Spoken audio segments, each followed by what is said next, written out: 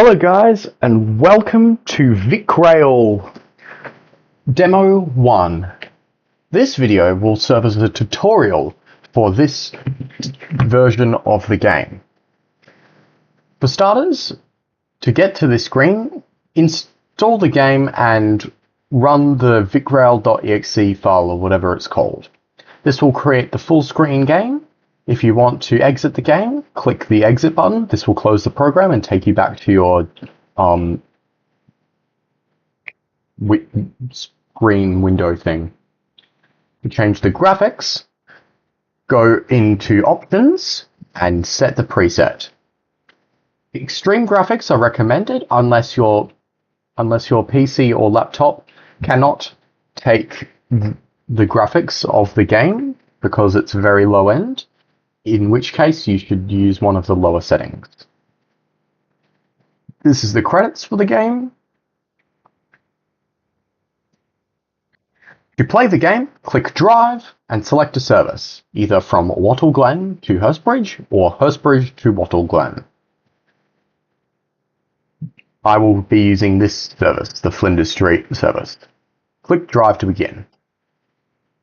Once it's loaded in, you will be taken to this screen.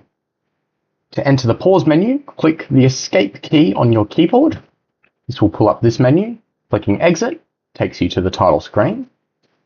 Let's get back into the game. Clicking continue resumes the game. Press J to toggle the controls menu. However, note that pressing it just once will pause your game. I'll demonstrate this later to show the degree to which it freezes your game. Press it again to complete the thing. Now, note that when you press it again to bring it up the menu, as pressing J brings the menu back up, the game is also frozen now. You can't really tell because I haven't done anything yet. I will demonstrate this again later.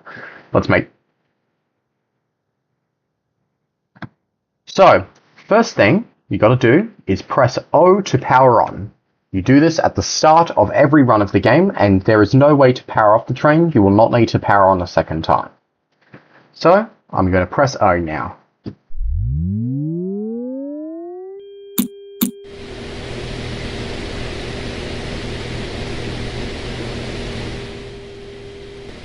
Now that it's settled down a bit, let us explore the camera controls. Firstly, press right-click to pan the camera. You move around your mouse to pan the camera, stuff like that. Yep. You cannot pan the camera when you're not holding right click. You can also zoom in and zoom out. However, you can only do that when holding right click. I'm scrolling immensely right now and I'm not moving in and out. To change the camera view to the external view so you can see what it looks like from outside the train, let's bring up the controls. You use the V key. Pressing the V key takes you to this. Press right click and it will teleport your camera to the bottom of the map for some reason. That's just a bug, but then you can pan your camera and you can zoom it as seen in the other screen.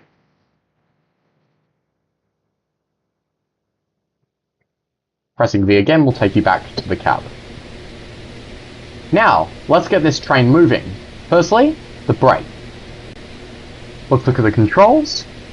So, this is a common error that people make to think that the slash key controls the brake, but it's actually the square bracket surrounding the slash.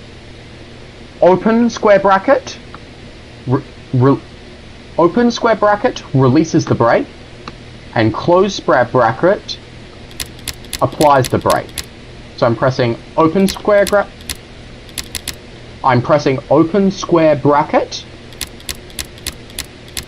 Now I'm pressing close square bracket. Sorry, that's a mouthful. Now that the brake is fully released, it was fully released earlier, we can set the gear, as this train is currently set to neutral. This thing here is the reverser. It controls which direction the train is moving. To change it, we use the W and S keys. W moves it forward, S moves it backwards. This is the reverse gear, so your train will move backwards, and this is the forwards gear.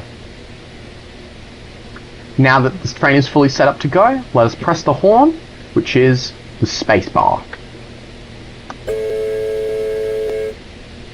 Now, we start the train moving with the A key, which will move the throttle. The D key decreases the throttle, not the S key. This is a minor typo. So, let's get this train moving. I press A1, and it moves the throttle to the 1 slot. Pressing it a few more times can take you up to the 4 slot for maximum acceleration. Now I can demonstrate how J freezes the game. If I press it to bring back up the controls, the game just freezes. Pressing it again will... making the controls go away will unpause the game. Let's turn off the throttle. Now, this is the speedometer. We are moving at 30 kilometers an hour.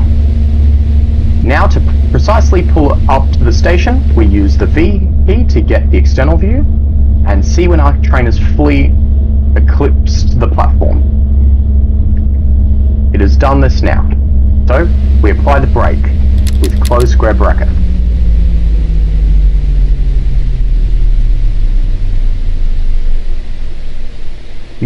Generally, a good driver doesn't apply all the way to emergency brake, but I mean, I'm official Metro Trains Melbourne driver, so it's fine. Anyway, now that we're at the station, let us open the doors. To do this, we can either use these 3 buttons or the arrow keys. This button opens the doors on this side.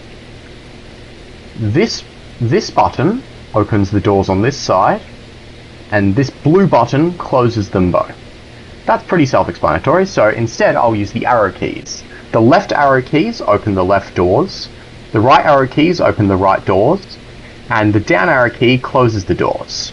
Do note that due to this being an early demo of the game, the doors will not physically open, and there aren't actually any passengers to board the trains. It is fully, like, decorative or something. But let's press the left arrow key to open the left doors.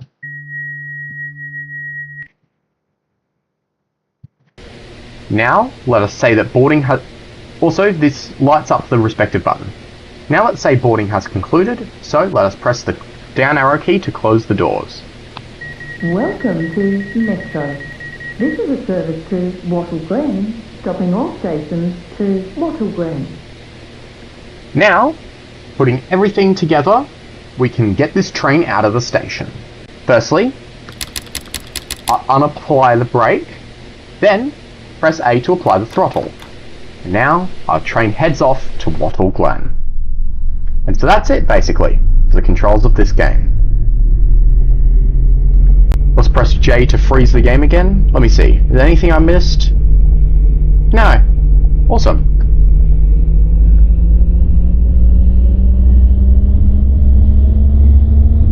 Alright, well, that's it for this video. I'll see you in the next one. Or maybe not if you're just watching this to learn the game, in which case, have fun playing the game. I don't know how to end it off now. Goodbye.